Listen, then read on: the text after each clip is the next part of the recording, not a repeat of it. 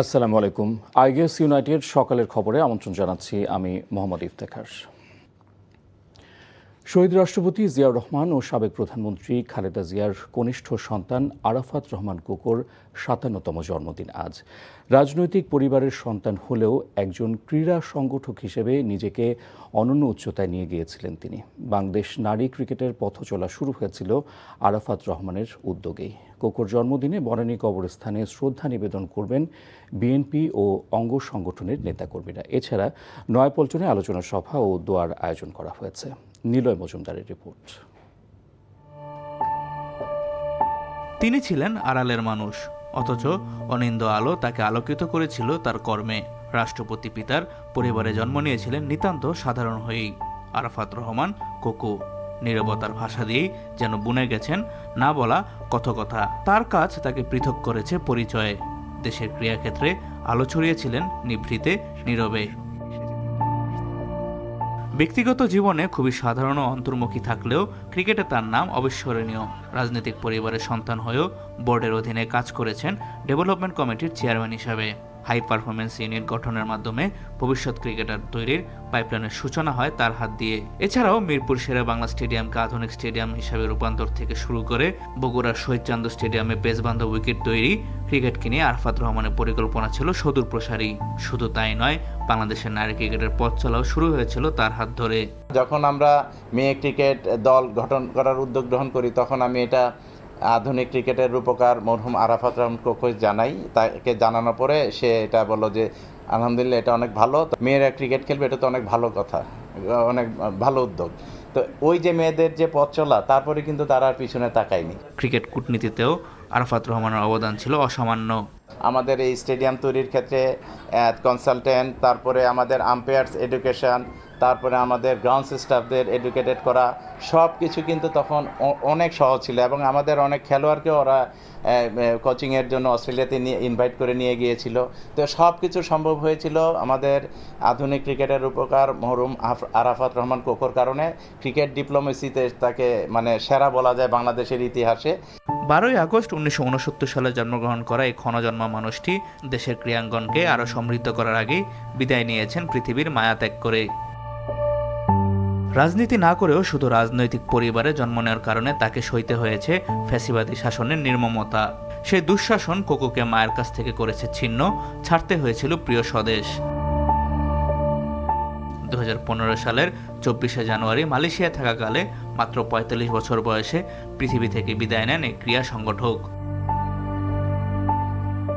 স্বৈরাচার সরকারের বিধিনিষেধ ভেঙে আরাফাত রহমানের শেষ বিদায়ে মানুষের ভালোবাসার ঢল নেমেছিল ঢাকার রাজপথে। নীলা মজুমদার, এনটিভি নিউজ, ঢাকা। চাঁদপুরের রূপালী ইলিশের সুনামকে পুঁজি করে সক্রিয় অনলাইন প্রতারক চক্র। বাজার মূল্যের চেয়ে কম দামে ইলিশ বিক্রির প্রলোভন দেখে ক্রেতাদের কাছ থেকে অগ্রিম টাকা হাতিয়ে নেয়ার পর যোগাযোগ বিচ্ছিন্ন করে দেয় প্রতারকরা। ফলে ক্ষতিগ্রস্ত হচ্ছেন সাধারণ ক্রেতারা। চাঁদপুর থেকে শরীফুল ইসলামের পাঠানো রিপোর্ট। চাঁদপুরের রূপালী ইলিশের জনপ্রিয়তা এখন আর নদী আর মাছের আড়তেই সীমাবদ্ধ নয়। ফেসবুক সহ বিভিন্ন অনলাইন প্ল্যাটফর্মের মাধ্যমে দেশের এক প্রান্ত থেকে অন্য প্রান্তে পৌঁছে যাচ্ছে চাঁদপুরের ইলিশ। তবে এই জনপ্রিয়তাকেই পুঁজি করে সক্রিয় হয়ে উঠেছে একটি প্রতারক চক্র। ভুয়া ফেসবুক পেজ ও অনলাইন অ্যাকাউন্ট খুলে আকর্ষণীয় বিজ্ঞাপন, বাজার দরের তুলনায় অস্বাভাবিক কম দাম এবং নানা লোভনীয় অফারের মাধ্যমে ক্রেতাদের প্রলুব্ধ করা হচ্ছে। অর্ডার নিশ্চিত হওয়ার পর বিকাশ, নগদ বা ব্যাংক অ্যাকাউন্টের মাধ্যমে অগ্রিম টাকা নেওয়া হয়। টাকা হাতে পাওয়ার পরই বন্ধ হয়ে যায় ফোন নম্বর, উধাও হয়ে যায় ফেসবুক পেজ। আবার অনেক ক্ষেত্রে চাঁদপুরের ইলিশের নামে অন্য জেলার মাছ পাঠিয়ে প্রতারণা করা হচ্ছে। এর নেতিবাচক প্রভাব পড়ছে প্রকৃত অনলাইন ইলিশ ব্যবসায়ীদের উপরও। আজকের বাজারে ইলিশের দাম ছিল 1 কেজি সাইজ 2850 টাকা। সেই দামটা তারা নিয়ে যায় 600 থেকে 1000 টাকা দিয়ে লোভনীয় অফার দিয়ে মানুষের কাছে সেল করে। ওদের টাকা না দিয়া আগে মাছ পাঠাইতে হবে, তাহলে প্রতারণাতে বাঁচবে। ক্রেতারা বলছেন ফেসবুকে কম দামের বিজ্ঞাপন দেখে অর্ডার দেওয়ার পর অগ্রিম টাকা পাঠাতে বলা হয়। টাকা পাঠানোর পর আর কোনো যোগাযোগ করা যায় না। আমরা সরাসরি সেই মাছ কিনতে হচ্ছে, কারণ হচ্ছে ফেসবুকে অসংখ্য ভুয়া পেজের ছড়াছড়ি। প্রতারকরা তো প্রতারণা করবেই। আমি মনে করি মানুষকে আরও সচেতন হতে হবে এবং কেউ যেন আপনার অ্যাডভান্স টাকা না দেয়।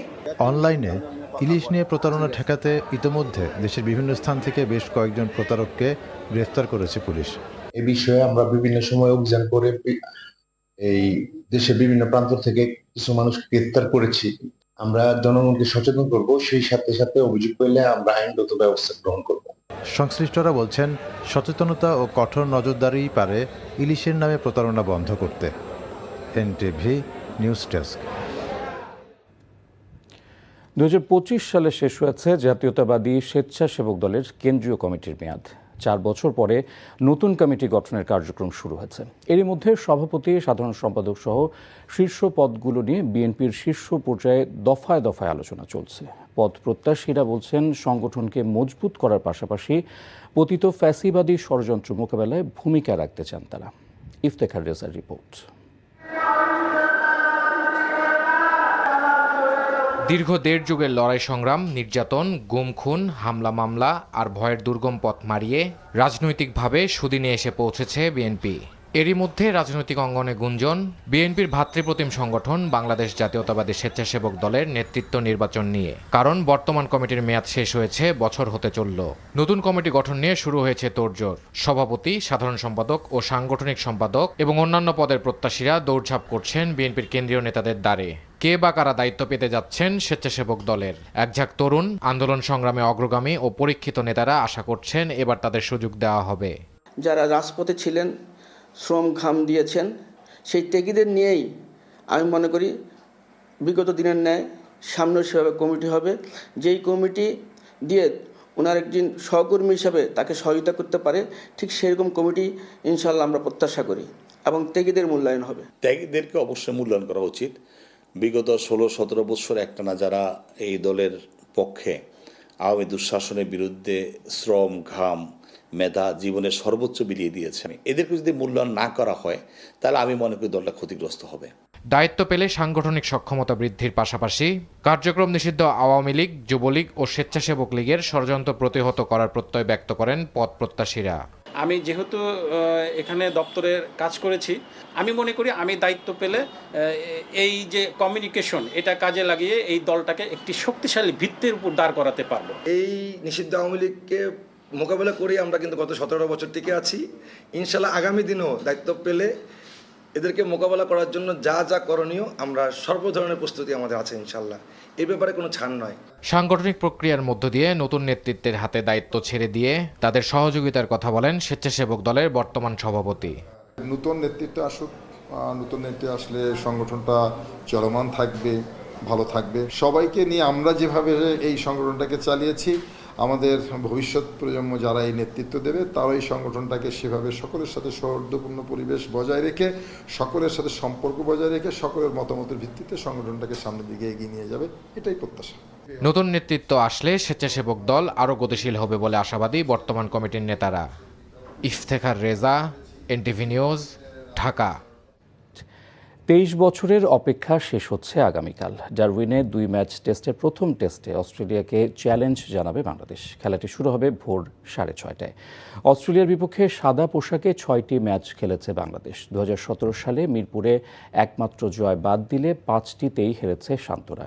এর মধ্যে 3টি হেরেছে ইনিংস ব্যবধানে। 23 বছর আগের অভিজ্ঞতাও সুখকর নয় সফররতদের। সেবার 2 টেস্টই ইনিংস ব্যবধানে হেরে বাড়ি ফিরেছিলেন খালেদ মাহমুদের নেতৃত্বাধীন দল। তবে আগের সফরে প্রস্তুতি ম্যাচে জয় পেলেও এবারের প্রস্তুতিটা আবারও শঙ্কা জাগিয়েছে। মাত্র একটি প্রথম শ্রেণীর ম্যাচ খেলা ক্যাম্পবেল থমসনের বোলিংয়েই যেভাবে ধরাশায়ী হয়েছেন সাদমান সৌম্যরা, ওজি পেস ত্রয়ীকে বাংলাদেশের ব্যাটাররা কিভাবে সামলান সেটি এখন দেখার বিষয়।